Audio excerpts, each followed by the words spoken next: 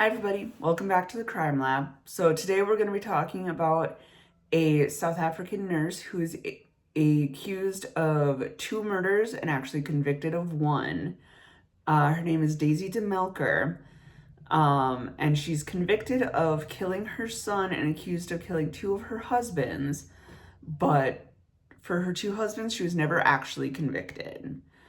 So she was born Daisy William Smith, or Hancorn Smith, my bad, in Seven Fountains, which is what we now know as Cape Town, or the Cape Colony.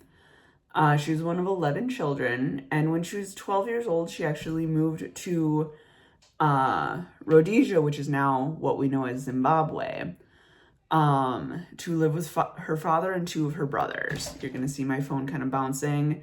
I have a cat that decided that she needed to be right next to me.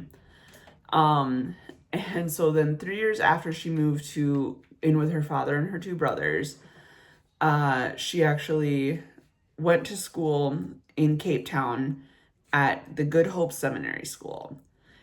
Then 3 years later, in 1903, she moved back to Rhodesia, again, now Zimbabwe, and moved to the colony of Natal, where she began working at the Berea nursing home.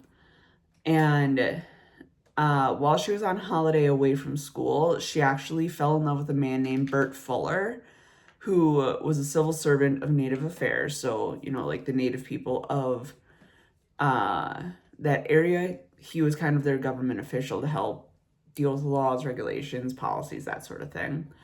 Unfortunately, before they were able to marry, he passed away and left her a small inheritance of about 100 pounds. At this point, England had colonized much of Africa, so they were using the pound as currency.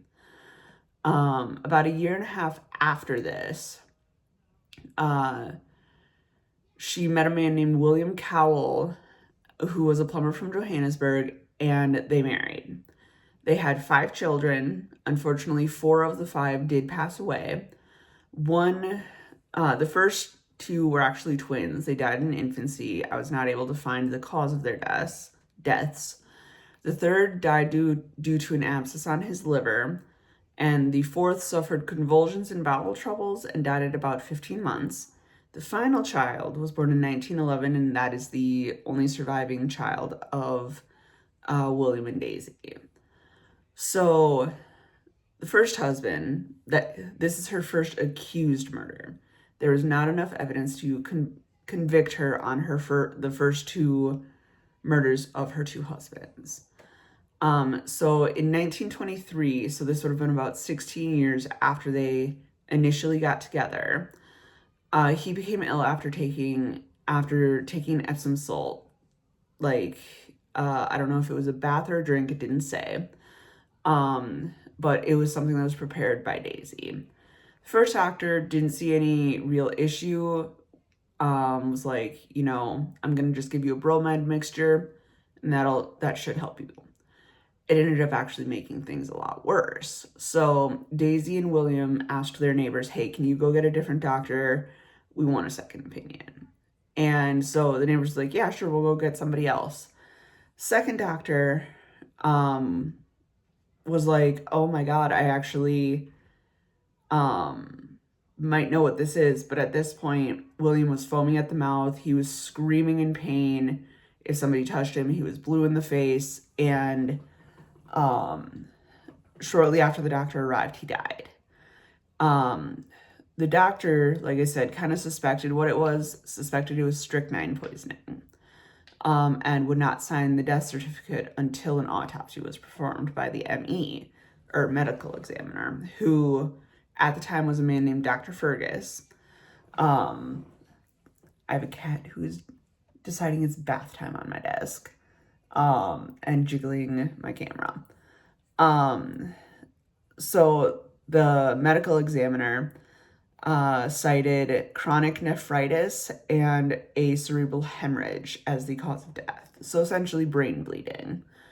And after his death, Daisy inherited almost 1,800 pounds.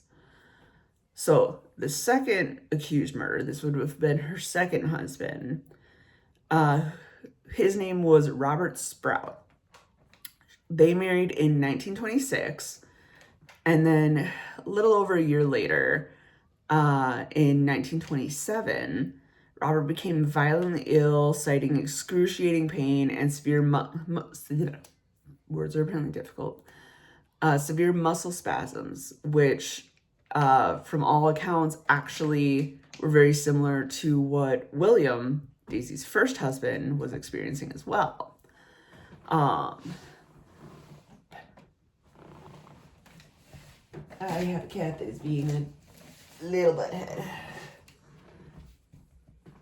and thinks it's bath time. So, yeah. So Robert actually was citing similar things to what William was experiencing. And he did end up recovering from this initial bout of this unknown illness, but then a few weeks later had a similar attack, so very similar symptoms, after drinking a beer that Daisy had brought to him, and ended up dying this time in November of 1927. So after Robert ended up passing away, this time there was actually no autopsy performed as there was with William. So at this point, Daisy inherited another will, this one from Robert, of 4,000 pounds and a $560 pension from William's work, or Robert's work, my bad. So then the third murder, this is the only one that she is actually convicted of, which was Rhodes Crowell, her son from her first marriage. So then at this point, Daisy marries for the third time to someone named Sidney Clarence de Melker, who was a widower. She was a widow, he was a widower. In late February 1932, they traveled from Germiston to Turfeston to get arsenic from a chemist. So a chemist is what people in other countries call a pharmacist. Pharmacist is what we would call it in the US. And when she was getting it, she claimed that it was to destroy a sick cat, so essentially put it down, because it causes a nuisance. And then about 2 weeks later, two weeks later, her son fell ill from drinking coffee from a flask that his mother had prepared. So she had made a thing of coffee for him, sent him off to work. He was drinking it, fell ill. And a fellow worker, James Webster, became sick after taking a couple sips of the coffee, but Webster ended up recovering. At this point, her son Rhodes had actually drank a lot more of it, so there's a lot more of this in his system. And then Rhodes died March 5th, so about 2 weeks later, while he was at home. And when they actually did an autopsy, they determined that it was caused by cerebellar malaria, or cerebral malaria. The motives for all of these killings actually remain unclear, outside of the potential financial gain from her husbands, from the wills.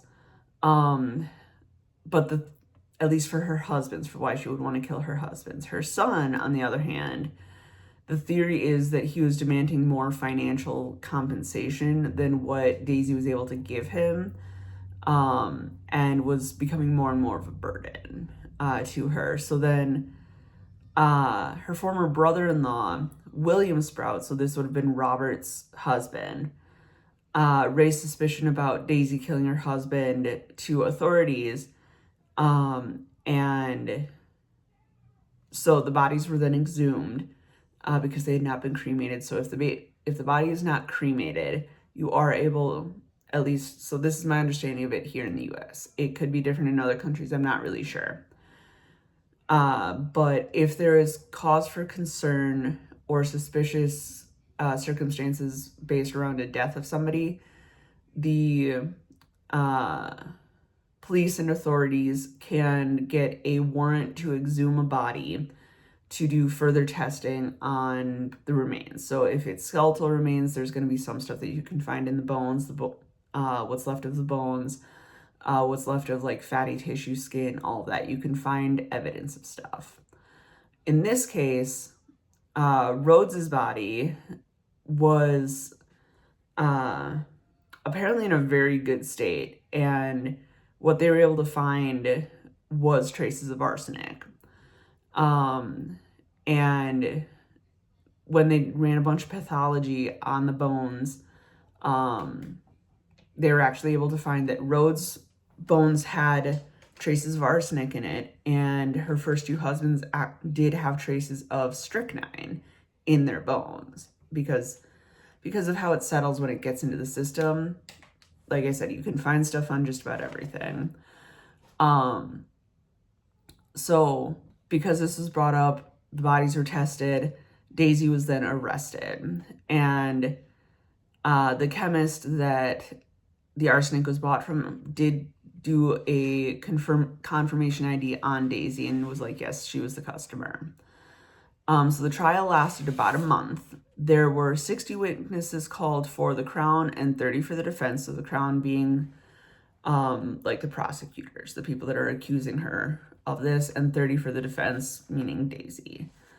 The pathologist was present as a witness and said, "It does not convince me, nor does it convict the accused." So he's saying that I can't 100% say that she's the one that caused them to have strychnine and arsenic in their system, but I can't say that it doesn't.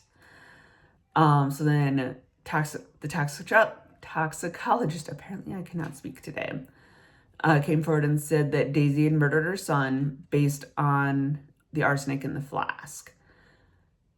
And then,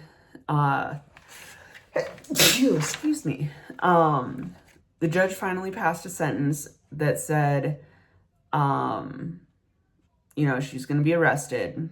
And she apparently paled, but kept saying, "I'm innocent, I'm innocent, I'm innocent." And then she was condemned to death. And she was hung on December 30th of 1932.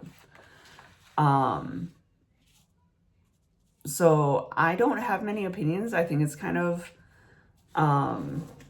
I know it was a very different time compared to like nowadays, and of course a different country than where I come from. So it just kind of sometimes blows me away how, even less than a century ago, how easy it was to get certain poisons like arsenic, strychnine, stuff like that. And you could just claim that you were doing it for one thing, but there wasn't really anybody following up with like, hey, how did that go for what you're trying to do? It sometimes just blows my mind. But if anybody has any questions, comments, suggestions for future videos, feel free to leave them down in the comments. Have a great rest of your day, y'all.